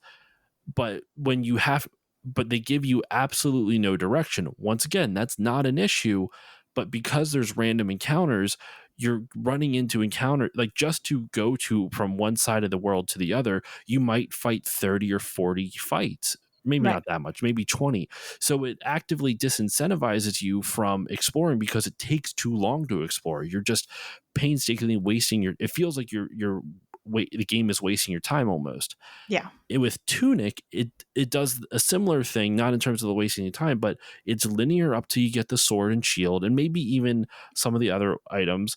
And then it opens up and just lets you explore. And it doesn't tell you where to go. But because you're not constantly bogged down by random encounters and the game just allows you to play in its world, it makes that exploration that much more enjoyable, and it peels back the layers of this mystery that we've been talking about as through the exploration. And I love that because other games have done that thing where they say, here's a sandbox, go play, and don't give you a lot of direction. But when you do that, you have to make sure that the gameplay is respecting the player's time. That's a big thing for me too.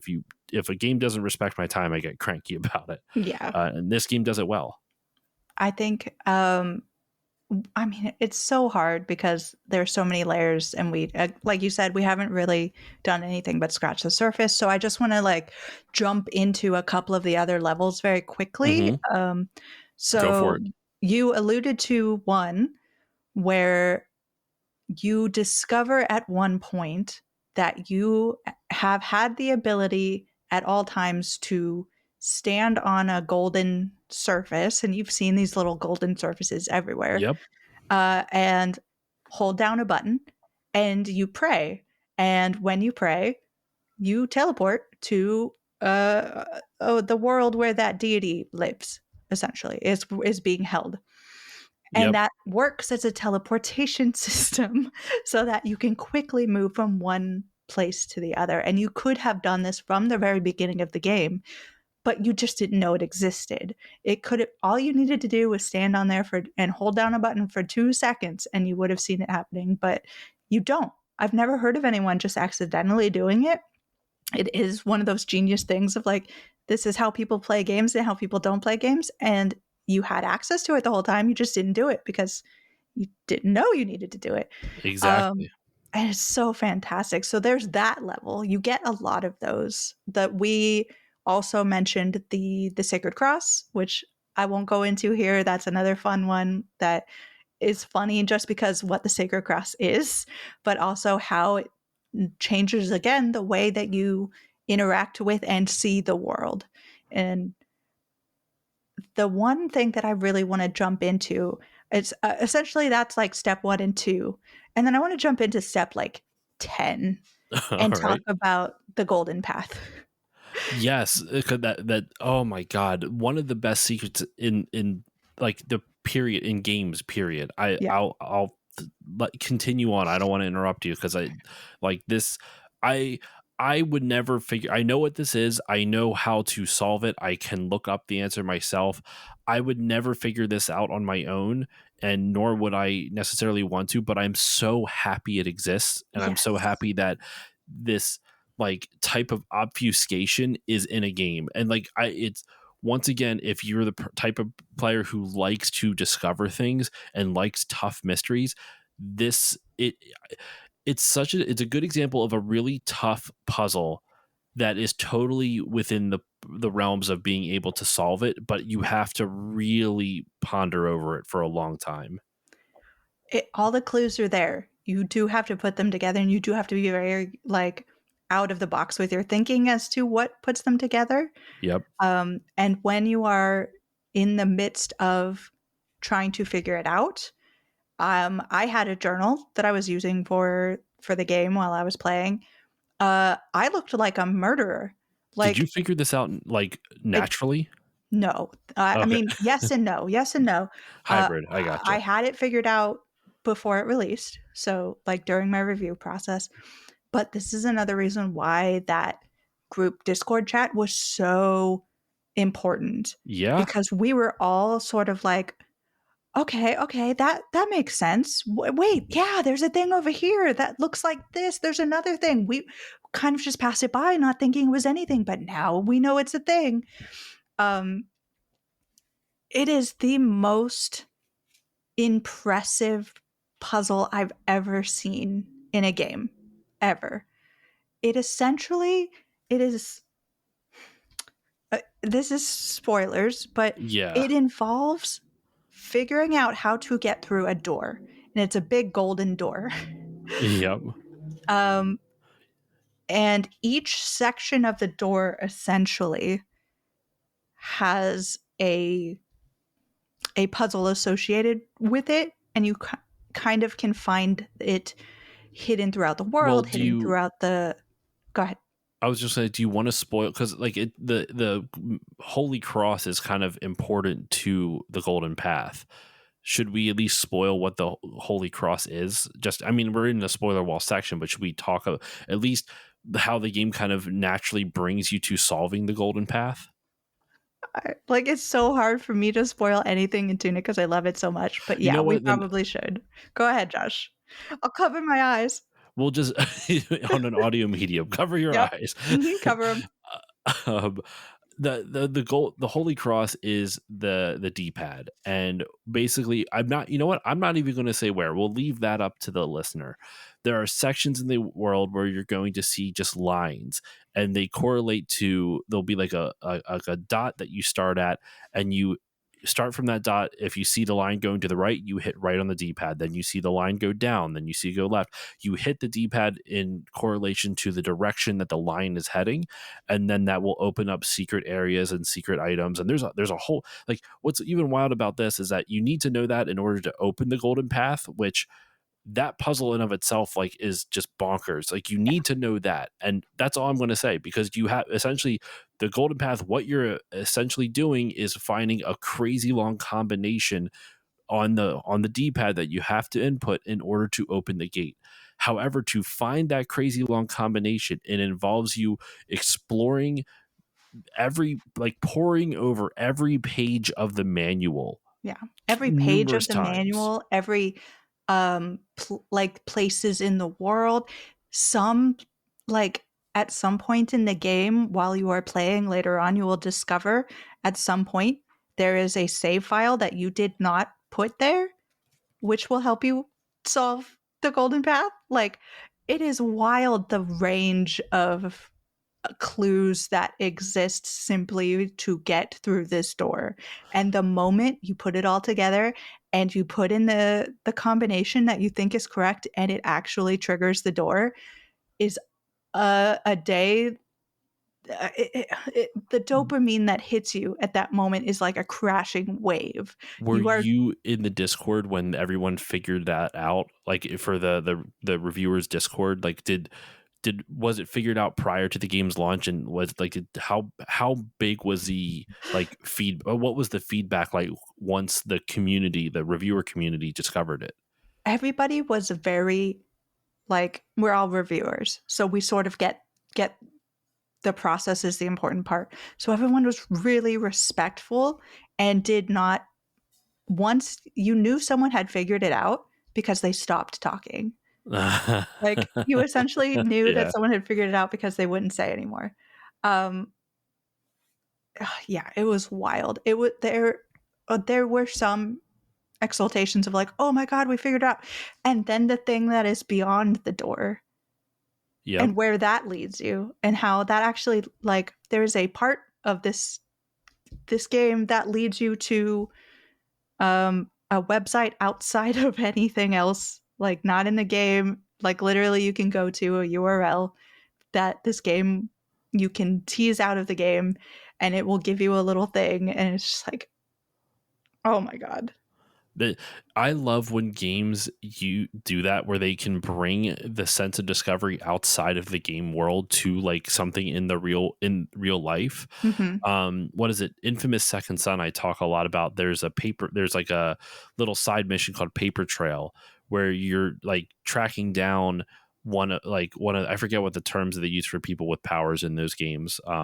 It's been like over a decade since I played Second Son, but you can like this one person like because everyone has different powers. Some people have rock, some people have lightning, some people have water, stuff like that. Well, this person has like origami almost, like they leave literally behind like paper as in their wake. So Mhm. you have to track them down in the game world, and it tells you to go to a website, and you actually go to that website where you actually have to link up your PSN account to it. And so what happens is as you solve stuff on the website, which you have to use like, you know, forget password and use information from the game that you got from the game to figure out the security code answers to get into someone's account, so that way you can then solve like do detective work and then figure out where this person is in the game. And since you signed on to your PSN account, they link up and the game will actually like you have to go back and forth between the game and the website on your computer. It was Mhm. one of the coolest experiences I've ever had. And so this, to bring it back to Tunic, it makes it sound like that in this, but in a little more low tech way. And I don't mean that as an insult because you don't have to link like an account to this website. It's just from the vibe I'm getting from what you're telling me, Jill, because I haven't gotten this. And you know what? You don't need to spoil how you figure it out. And I likewise, don't know if I could even spoil it. It would take me sitting down. Like I could actually show you the solution.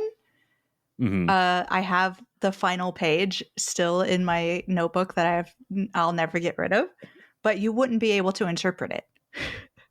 I understand that. I can understand that. And what I Uh-huh. was going to say too with the golden path, we didn't, and I don't think we should do this. We didn't tell the listeners how you solve it. It's just that this is what you have to, where you have to look to solve it. But like just knowing to look around the game world and in the manual that you've discovered throughout the game isn't enough to figure out how to break the golden path. That's what's so Mhm. cool about It it. is so cool, you guys. Like, this is one of those things that makes video games the best medium.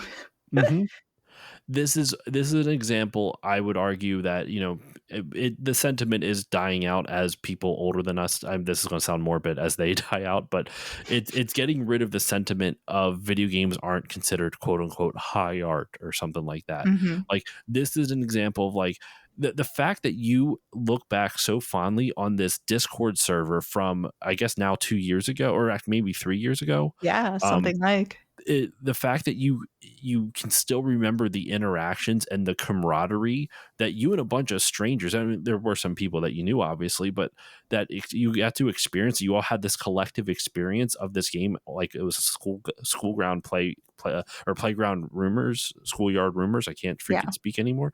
um like that's so cool. No, games can't, nothing but games can do that. Like Yeah. it's god, it's so fucking cool. I love this game. It's such a good game, y'all. You need like, I know that we've just spoiled a bunch and you're gonna get there and be like, "Oh, so what? So the coin goes into the well." But, like, it's the experience of discovery that really is unlike anything else Well, that I've played in my adult life anyway. and I think the best example. you touched on it, like you were pretty, like, well, not just touched on it, pretty strongly advised it when we before we hit the spoiler wall. I've never played a game where the gameplay is there's a spoiler wall for the gameplay. Yeah, Like almost every spoiler wall is about the story, which this game does actually have a pretty interesting story. It's a simple story, but the reason it's so good is because of the way it's told and how right. the story opens up to you. And of But course, it is open to interpretation as to yep. exactly what is happening in it. I mean, talking about spoilers, like going back and looking at my review and the video review that was made for it, we had to put up a little. I actually kind of insisted on this. Sorry, Alex Stadnick. Um, we put up a little thing in the beginning that was like, this review is going to have some slight visual spoilers because he wants to look at like things in the game and doing things in the game. And if you see people doing things in this game, you won't do that. Like that won't be a discovery you made yourself. And Mhm. that's such a bizarre thing. And it's so hard to like sell a game or talk about a game if you're in our business that you can't talk about. It's it yeah, because once again, I didn't think about it until we had our conversation, Joe, about how this game's spoilers, like the gameplay itself, is a spoiler. Like I know I said that just 5 minutes ago, but I can't get over that in my head. Like I've never experienced that. Right. It's so foreign to me. But it is Uh, also a disservice to the game if you don't try to explain some of it. Because if you mhm. just tell someone, like, oh, it's a game with a fox that plays like Zelda and Souls, that's not Tunic. Like, I mean, that's a No. part of what Tunic is, but like, that's not what makes it such an amazing experience. But you don't want to ruin that experience for someone. So it's so hard when they're like, oh, I get it. It's a little fox in a little world. I'll play it eventually. You're like, no, no, you don't get it. You have to play this game. I can't tell you why, but you just have to. Just do it. You got to Just do it. do it. I'm with you on that. Let's move on to the story before we wrap up because we've been talking about the gameplay for a while, and I'm sure we could probably talk another 40 minutes about different Oh, I'm aspects of the sure. gameplay. But at least this way, we haven't spoiled absolutely everything. You know, there's still things that they'll be able to go out and find. Yeah. So with the story of the game, we already kind of touched on the basic overall premise of that you're trying to free this like supposed deity. You're not quite sure what it is. I mean, I don't really know how else to lead into it other than just kind of rip the band-aid off, I guess. Like the what happens is you find these three gems, which then can unlock this thing's prison. And when you finally do that, it turns on you and you don't know why. And so then you have to fight it. Now, I did not know this until I did research for today that if you do get all the pages of the manual, meaning you complete the golden path, Hmm. there's an alternate ending, which is There is. really cool. I love that he did that. And it's But not just an alternative ending, it is a way more meta ending because uh-huh. it implies there is something to do with the manual that helps everyone understand that they're in a sort of Westworld situation. Mhm. Like, and they have to grapple with that. And the implications of that just, I continue to spin my brain. It is so bizarrely I didn't know. I had to look up a lot of like descriptions as to what the world actually is. Hmm. Um so mm, yeah, you know what, since I already spoiled the elements of gameplay, I can at least talk about some of the things that I read. But the essentially what happens once you like that, you know, the air is what they call Is themselves the or what it's ultimate, called. like, is the deity type person. Yes. Once you defeat it, you get locked in the prison and then the cycle continues. So you kind of find yourself in this like time loop essentially, or this forever loop. And it some people speculate as you explore through the world, you'll find like you mentioned, Jill, there's like skeletons in some locations. There's already empty treasure chests, which makes you start to wonder how many other heroes have gone to like free the air only to become the next heir type of Hmm. thing. There And then the lots of moment cool that things. I don't even know if I want to spoil this, even though this is the hard spoils area, but that moment when you're down beneath the ziggurat Hmm. and the camera pulls away and you see a field of Uh, crystals and what's powering them. yeah, well, And we won't oh my, spoil that. I think we can leave that as is. yeah. Oh my It's god, it's a that moment. really I audibly went, "Whoa." Yeah. That was the moment for me, like, the ending did not hit that level. That was the moment for me. I'm like, "Oh my oh, this is what's happening." Oh my gosh, and I feel so dumb now. No, we didn't talk about it in the gameplay, and we just kind of reference base like kinda casually here, the Yeah, we didn't talk bosses, about the crystals, yeah. or the crystals or the bosses. Yeah, oh, But well, okay, the bo bosses, it's a Dark Souls game. It's got I bosses. I like the I bosses in this game, actually. I think they're fun. They all have unique this will be the short boss section that probably deserves, like, a 30-minute dialogue, but we'll since we're already this far into the episode and there's still lots of story to talk about, I like the bosses. We'll just give our quick thoughts. I mean, I like the bosses. I think they're varied and they're interesting, and I like that they test you on different mechanics. Like I did have to turn the difficulty down for the final boss. I was able to play on normal for the entire game until the final boss. I struggled for like 2 hours trying to beat the boss, and then when I thought I won, it has the second form, and I went, "You Mhm. got to be fucking kidding Yeah, me!" I know. I was, like, so proud of myself, and then it respawned. I'm like, "No." Um, there are a couple of things that I think about the bosses. Um, I like them all. I think they're all varied. I think there are people who are too stubborn to recognize they're not ready for them. So if Hmm. you head to a boss and it's absolutely within the first couple of hits, you're not like, okay, I know I can get this eventually. Leave, go somewhere else, continue to upgrade, continue to get stronger, and then come back when they are manageable. This will save you so much frustration. There are just too many people that I've talked to that were like, I didn't discover how to upgrade my people, and I was just trying to kill him with a stick. I'm like, oh, okay. That Um, you need to explore more. Please do it. yeah, please do that. I think the other thing I really enjoy is that there's an assist mode, and it's very good. You did reference that. Um, the problem with the assist mode is it gives you like an invincibility mode. Mm, And people will do that because that's great. That's how you should play the game. But it is creating another level under the level of if you don't use it, because if you use that while playing the air for the first time, the air cannot kill you and you think the game is over. So if you can imagine the first time you played the air, yeah. uh, and they didn't defeat you because you couldn't die, then the game is over at that point. To have people realize, like, oh, there's a whole second half of the game. I'm like, Yeah. yeah, Well, you and missed an entire that second second half. half is controversial. I feel like I some love the people love second it and half. some people so you like the I kind of love like it. ghost world area. Love Ghost World area. Absolutely. I love it. It's hard because, like, you don't have any of your like, you're much weaker, Yeah. essentially. Um, I love it so much. I was like, "Yes, I'm in a whole whole 'nother level because now this has implications for, like, all of the people you're meeting who are dead and what that means for the world." And I think you get all your stuff back fairly quickly. Like, it's not. It's not too long. I'm with you on that. I do want to shout out real quick. One of the cool things about that ghost world, in terms of storytelling specifically, there was on that YouTube channel I referenced before, Jess Sakili.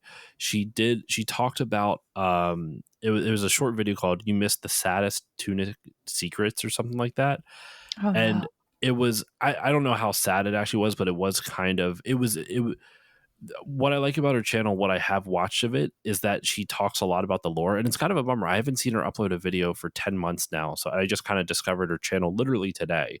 Mhm. But in any case, so she had a video where when you're in Ghost World, and if you notice, there's like one of the ghost foxes that's kind of sitting down, leaning against a wall Mhm. outside of what used to be it looks like it was a shop, you know? Yeah.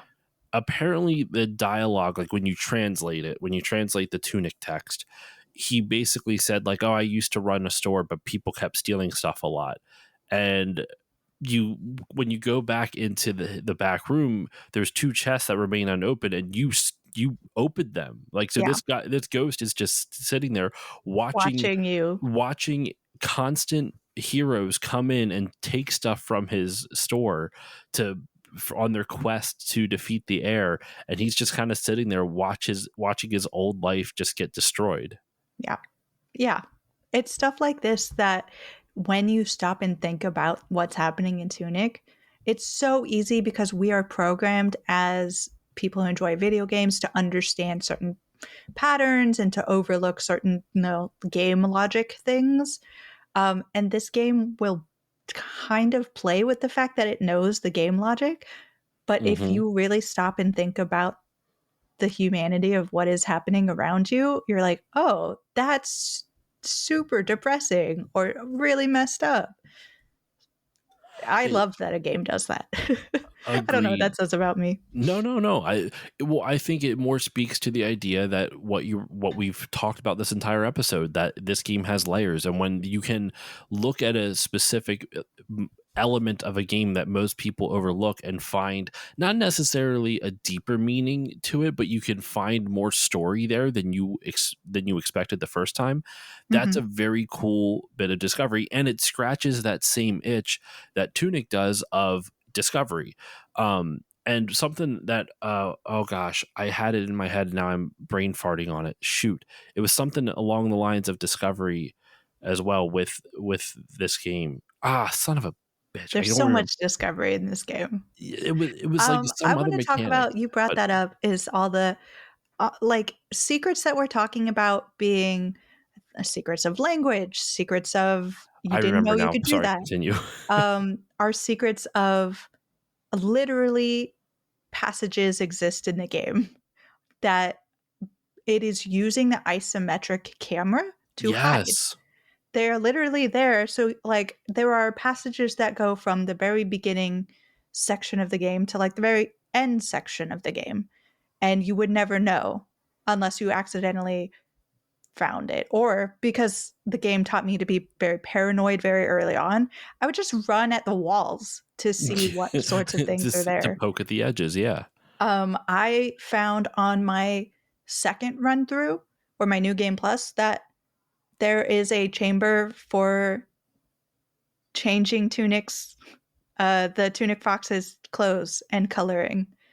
And I did not I know that. yes, you can go find it. It's really fun. And you can go down and you can change the scarf, you can change the tunic color, you can change the actual fur color. When I had Andrew Shouldice on the Game Informer podcast, I had discovered this on my own, but after playing it for the first time, one of the other hosts had not discovered this at all, and one of them had found it in the first run immediately. So it was just such a great show of this is how these secrets work. Like, unless you're sitting around talking about it with other people who have played, you might not ever know Mhm. that there's something there.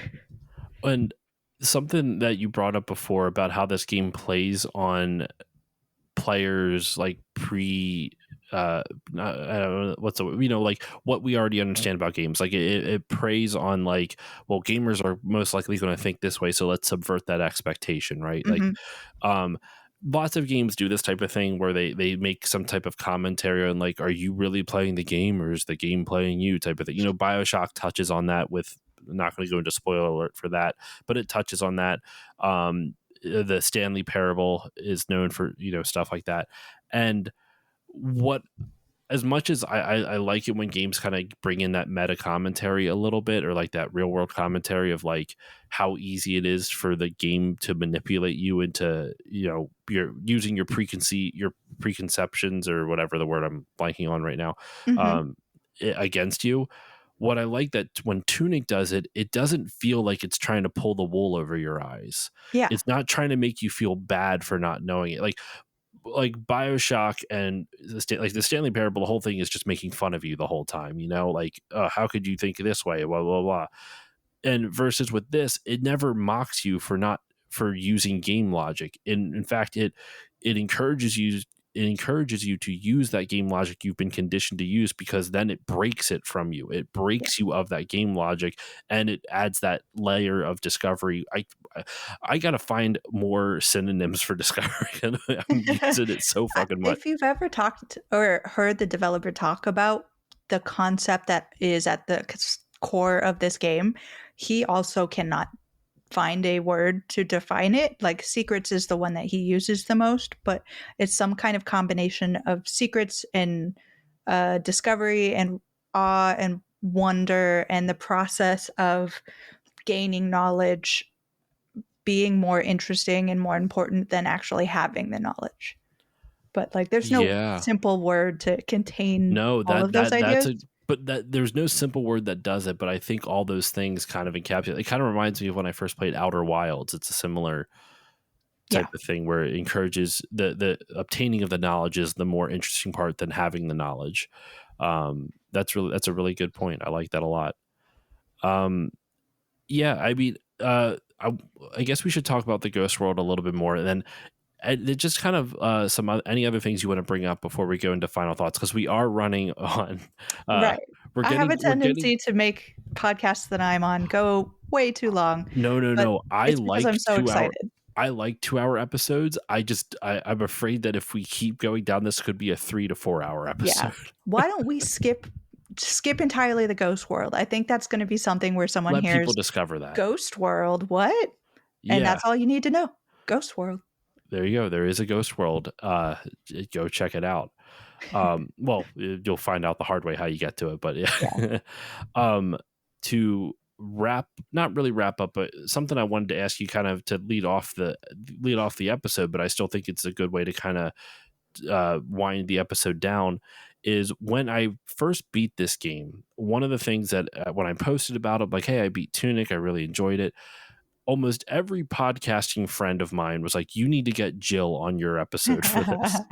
Yes. Matt Storm, Dave Mhm. Jackson, Mhm. they both said, get, like, Jill is the person you should get on this. I think they even tagged you on the post. It's very possible, yeah. Uh, so what I want to ask is, what is it about for you? Like I feel like we've kind of talked about it a lot. Well, not kind of, we have talked about a lot over the last almost 2 hours.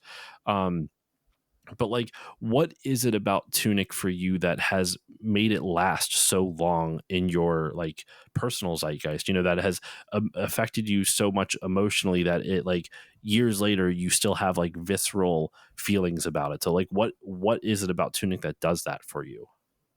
I'd like to think that there's something in this that would connect that hard with everybody. You know, you like to Hmm. think that the thing you love, everyone is capable of loving. Hmm. I think everyone can get something out of this. I think for me personally, Tunic came at a time that was so special to me. It was at the height of at that point my uh, new game career where I was finally making it. It was a situation where it was a game that I had been watching forever that had finally come and finally not only did it meet my expectations, it went so far beyond. I hit so hard with the philosophy around this game of just being about the awe and the wonder and the discovery and the pursuit of knowledge versus getting the thing, doing the thing, off to the next thing, which is so much like I love games that do that, but there are so many games that do this versus this is a unique experience. Tunic is a game that you will not see a likeness of. There are games that do similar things. There is, in fact, a game that I am highly anticipating that I got to play at GDC called Echo Echo Waves, Is it a dolphin Echo game? Weaver. Hold on, it's not an. No, Hold just on. It's not about dolphins, thank Josh. God. Thank God. We don't need another Echo. That actually, I haven't played Echo the Dolphin in years. I don't remember if it's good or bad. But it's called Echo Weaver by Okay. Moonlight Kids, which people might know from earlier games. But um, it is doing a similar thing where you have the ability to do things the whole time, you just didn't know, but it's more in the sci-fi realm. So I'm very, very excited to see how they play with this formula. because the pitch they gave me, and they couldn't have known that this pitch was going to work as well as it did, was what Tunic did for Zelda, Echo Weavers is doing with Metroid. Okay. Yeah, and I was like, nope, say no more. Yeah, I'm in. no more, like, let me have the mystery. Let me have the mystery. That Uh, yeah, yeah. so there's just nothing like this game in all of the aspects, not only for the game itself and what it is offering and what it is built around, but also the person I was when I played it. I could understand how that would connect with you. I think what I mean, just to for my own personal experience and like why this game has, I think it's resonated me more now talking with you because Mhm, I think it's one of the reasons I love doing the podcast is because not only I get to meet cool people like yourself, but also like you get to see different perspectives on games. And I generally try to stay positive on my show. Like I don't necessarily like to find a guest who, not saying that you would have done this for this, but like I don't like to find a guest who's just going to be angry about a game, because I feel like mhm, there's plenty out there on that, you know. And I know some people had issues with Tunic's difficulty and the ghost world, because it we hinted at it already. It does strip you of your power. We'll leave that part vague when we at least some mystery for you to check out the game if you have not, if you've made it this far into the episode. But something I've talked about it already in the episode, and I just want to reiterate it. I miss when games could make me feel like there was something more that I was missing. mhm. I referenced it on, what podcast was I just on? Oh, it was for, actually, it's going to be on an episode of my own show. I forgot. I've done like 5 recordings this week, so it's all blurring together. But I talk about an episode that's going to be on my show later this year. Even though we're recording this in May, it's going to be out in like October. This game does a great job of making you feel like there is a world beyond the borders of the screen. Mhm. Like that when you finish Tunic and put the game down, there is still an entire world within the world of Tunic that you have yet to explore, and you can't explore it in the game because you have to explore it through the manual, through talking with other people who, you know, theory craft different things around the game, the world's lore, which we didn't even get into the world's lore. Like that there's enough lore in the Tunic fan community alone that could be its own podcast episode. Yeah, So we'll we'll 100%. we'll leave it at that. There's so much to it. um I think this game just does a fantastic job of making you feel that sense of discovery that, you know, when you were a kid and the first time you know, I remember playing Donkey Kong 64 as a kid and discovering that you can climb up this vine in Jungle Japes, which should have been fucking obvious to me, but I was bad at the game. And all of a sudden the rest of the game opened up. Or when I played Ocarina of Time for the first time, and you get out of Kokiri Forest, you know, you finish the Dooku tree, you get out of Kokiri Forest, you enter to Hyrule Field, and all of a sudden there's this big world to explore. Mhm. This game gives you that same sense of discovery. You're like, holy shit, there's so much more to this than I thought. And they do it in such a unique and interesting way, where instead of letting, like the reason why games like Ocarina of Time and other stuff speak to you so much, like with that sense of whimsy and discovery, is because it was new to you. It was completely new to you, and it was a brand new experience. And what Tunic does is that it takes that idea and it's like, well, how can we recreate it within, in a world where people already know game design and game logic to an extent. Even if they Yeah. don't know game design, they understand game logic. And by obfuscating all the information that they give to you, but doing it in a way that entices you to learn more, is genius. I can't say it any more than that. It is really well done. It's not going to be for everyone, because some people will not want the manual to not have everything spelled out for them, and that's not me insulting the people. Some people just don't want that, and that's totally fair and valid. But I think what's amazing about this game is that it gives you the opportunity to kind of re-experience those emotions. It doesn't let you re-experience childhood, but it lets you re-experience those emotions from childhood, and that's very hard to do. Yes. Yeah. So I don't know. I don't got anything else to say about Tunic. Are those our final words? Is there anything else you'd like to talk about with it before we wrap up? I think Tunic is probably the less you say about it, the better. And we And the already more spent fun almost 2 hours on it. Yeah, here we are 2 hours later. Really, this is a game everyone should play, even if you're one of those people for whom, uh, gaming is a escape from thinking and you just wanna hit things with swords. I get that, but this should be a part of everybody's collection. This should be a part of the lexicon of games going forward and the culture surrounding games and what games can do. So please, please, please go out and buy Tunic. Go play it. Agreed. Please do. In all honesty, even get the fan gamer, because in fan gamer you can buy an adorable little fox plush. I kind of want to get one. Not Oh, gonna I've lie, got it right behind me. I really kind of want one. I just can't justify buying one right now. We're my wife and I are trying to move sometime soon, so the less stuff right now, the better. Tunic But can help you move. The there little we Tunic go. box. They'll just kind of put them on the get to work fox, but no, if only. But no, Jill, thank you so much for joining me on this episode. This was a ton of fun. I really enjoyed our conversation on Tunic, so thank you. Seriously, this was great. Thank you for Um, having me. Absolutely love talking about Tunic anytime I get a chance. and you know what? Maybe we'll have to do a Tunic lore episode just for shits and giggles. Who knows? But with that said, where can the good people find you online? What would you like to promote? Where can all my listeners, if they want to see more of what you do on the internet, where can they go find you on the internet? Yeah, you can find me specifically on Twitter at Finruin, Finruin. If you are looking for the Indie Informer, the Indie Informer itself is a website, so you can go to theindieinformer.com.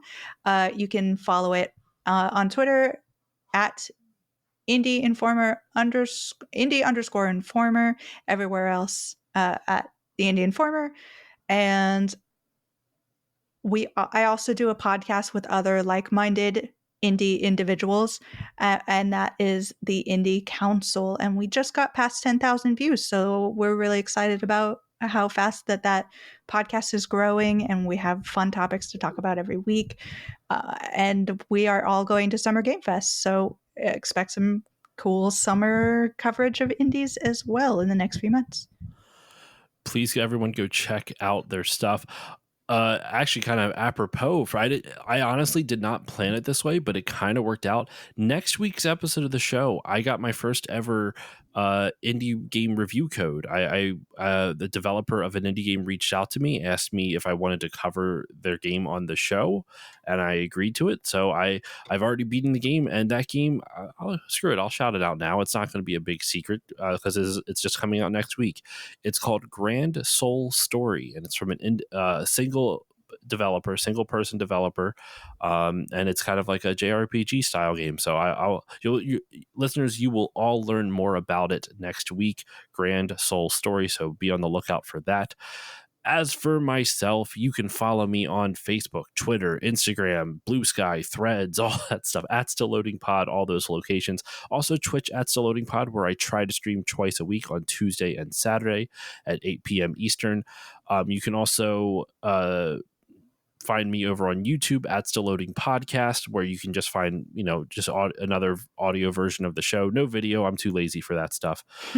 Also don't have the time. I have a full-time job. I don't got time for video editing. If you want to support the show, you can do so in a number of ways. Word of mouth honestly helps a ton. Just tell all your friends if you like the show and you want to see it grow. Just tell other gamers that you like it and hopefully they'll enjoy it too. You can also give it a 5-star rating or review on Apple Podcasts or whichever podcasting app you use, because that helps people find the show as well, and it makes me feel warm and fuzzy. And I like feeling warm and fuzzy. You can also go over to patreon.com/stillloadingpod. There's a bunch of goodies there for your hard-earned money. For $1 a month, you get all the episodes earlier with better audio quality, as well as access to patron voting rights, which let me see, there'll be a couple months until the next patron poll topic episode comes out, but that game is Astral Chain, and I'm still in the middle of playing that, and I'm enjoying it so far. So if you want to help guide the direction of the show, you can do that for as little as $1 a month. For $3 a month, you get everything I mentioned prior, plus patron shoutouts at the beginning of each episode, like you heard at the beginning of this episode. For $4 a month, you get everything prior, plus access to 2 mini bonus episodes every month. And for $5 a month, all the tiers, everything mentioned below that, as well as access to, when is this? Yeah, it'll still be going on. Still Bonding, my monthly James Bond podcast where me and a bunch of friends bond over 007. I believe if this episode's out in May, then Casino Royale just came out this month. So there's an episode, a 3-hour long episode on Casino Royale that you can go check out. Yeah. So that's patreon.com/stillloadingpod. All that good stuff is over there. And that's it. That's all the time I got for you on this episode of Still Loading. Jill, seriously, thank you once again for joining me. Thank you so much for having me. And with all that said, listeners, I will see you all next time.